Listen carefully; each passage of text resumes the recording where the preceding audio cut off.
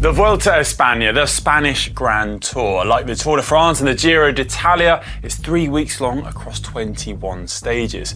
Going through the Pyrenees and Sierra Nevada mountain ranges, it's a real brute. And I was lucky enough to race it back in 2017. And I think in hindsight, I consider it the hardest race I've ever done. And here's why. Don't forget you can watch all stages of the 2023 Vuelta a España live on GCN+. If you're not able to watch it live, we also have highlights packages and all the racing on demand, so you can watch the Vuelta whenever it suits you best, which is something I definitely make the most of. We have two busy kids always switching the coverage to Peppa Pig. Also, you can actually see the results and how the race is unfolding on our newest website. We get everything in one place there, all our videos, all our content, and all that race analysis too. So check that out. You can find a link in the description below. Moving on though to why I found the Vuelta hard, and starting off the fact that it is absolutely roasting hot.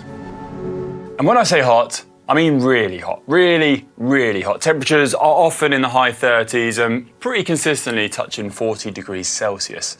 So you have to do quite a lot of preparation before you even get to the race, with races such as Vuelta Burgos providing the ideal sort of simulation of what temperatures are going to be like at the Vuelta. I did plenty of training too in the south of France, in the middle of summer, in the mountains, without which I honestly don't think you get through a day of the Vuelta, because you are just gasping for air and water the whole time, and that's with all that heat adaptation training built in. It really is an absolute furnace. You're trying to top up water all the time, trying to keep your cool, and for 3 weeks long, when you're hot in the race, in your hotel, in the bus to the race, any sort of moment is an extra challenge. The Vuelta also has much shorter stages compared to the Giro and the Tour de France, which you might think would mean that the race is easier, but in actual fact, I think it makes it much harder, because every stage is raced so aggressively and at such a high intensity. And often, because there's less sprinters at the race, it means that the breakaway has quite a high chance of succeeding because of those short stages too. So you start off the stage and it is just absolute full gas every single day. You have no real let-up or no real gentle build-up into each stage. So I'd be starting every single day, kind of bracing myself for this just massive line out from the gun, tired legs after 1 week of racing, after 2 weeks of racing, into the final week. And I think for me, that's what makes it brutally hard.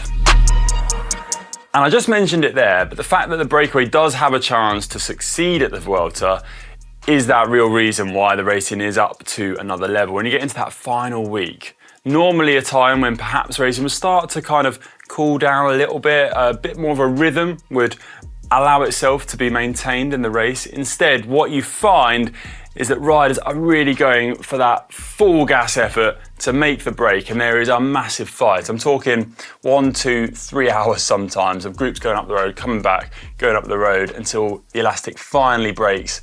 A breakaway is allowed to establish itself, and then it fights for the win at the finish. Another knock-on from those shorter stages is that those mountainous days are harder to survive, and that's because of the time cut. I do think that the time cut is harsher at the Vuelta. Essentially, that time cut is taken as a percentage of the winner's time, the same as in any other race in pro cycling. But the thing is, because the stages are short, you don't have as long in the group before you're dropped. You're essentially dropped right from the start of the stage. So look at stage 13 of the 2023 Vuelta a España as an example. Finishes atop the Col de Tourmalet. But at the start you descend for 30k, and then you straight away go into 3 massive climbs. The gruppetto there is going to be riding on its own from the start pretty much. It's going to be dropped on that first climb, and then it's going to be battling to the finish. Riders like myself will be battling to get to the finish and stay in the race. And that percentage of the winner's time, it's not going to be the same as if it was a longer stage. Because it's so short, that time is going to be so small, and you really are up against it to make it to the finish of the stage and stay in the race. The Vuelta also has a heck of a lot of steep roads within the route. It sometimes feels like the race is embarking on a sort of competition to find the steepest road going in professional cycling. And it comes at any stage, any moment, and it's sort of these unknown climbs that you come across at random points within each stage. And add that to the heat, and you feel like you're groveling up these ridiculously steep climbs with no sort of breeze to cool you down, no wind at all in your hair, and it's like you're being cooked alive on the steepest gradient imaginable. Along with those steep climbs, there is also a considerably high amount of open roads in Spain where the wind really can whip across the road and cause absolute devastation with crosswinds. Have you ever seen the film The Good, the Bad and the Ugly? Well, that was actually filmed in Spain in the Burgos region, and those big, wide, open vistas are quite synonymous with racing in the Vuelta a España. You have these winds that whip in, they're like hairdryer crosswinds, and they can whip up at any moment. So that translates to the bunch always being on edge and worrying about this next turn, or if the wind's going to pick up and whip everyone into the gutter. So it means you can never quite relax. You're always sitting in the gutter trying to get as much shelter as you can, worrying about the peloton splitting to pieces, which means mentally you can never really relax either. So the climbs are steep, the crosswinds can blow hard, and as I found when I raced, there's actually a heck of a lot of summit finishes, things like the Tourmalet, Angliru, Javalambre. So many summit finishes, in fact, there's actually nearly half the amount of stages ending up a climb, which is pretty mad. 10 summit finishes. There's no room for sprinters, this is a race for the climbers.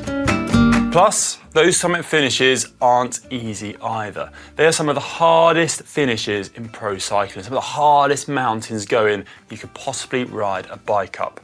The Alto de Angliru is one of them, and it's widely considered as the hardest climb in pro cycling, arguably, but I'm going to say it is. I recently revisited the climb with David Miller as part of a documentary for GCN+, and you can catch that now, where we delve into a bit of a history behind the climb and why we think it is such a mythical beast. It really is so steep. It features in this year's race, and it just gradually ramps up for 12.5 kilometers with max pitches of 25%. And as you get to those pitches, you look up and it feels like you're almost claustrophobic. You can't get off the mountain, you're stuck on the gradients until you reach the top. It's like riding up a cliff face, and that is probably a good description for the Vuelta a España. Last up, I think the Vuelta's hard because it is, for many, their first experience of Grand Tour racing. It was my own first experience. There's nothing that can really prepare you for that. It's always going to be a baptism of fire. I think once you do have that experience, you know how to get yourself through 3 weeks of racing that bit easier. But when you're totally new to it, it is pretty tough. And that is the case for many riders in the race, because I think the Vuelta is used to kind of get that experience for young riders, young neo-pros, as they build up through the pro ranks. With the Giro d'Italia and the Tour de France perhaps being a race that riders are sent to after they've got that bit of experience under their belt. So racing a Grand Tour is tough, but doing it for the first time, definitely tougher. And I think for that reason, that's why the Vuelta often sticks in many people's memories as the hardest race they've ever done.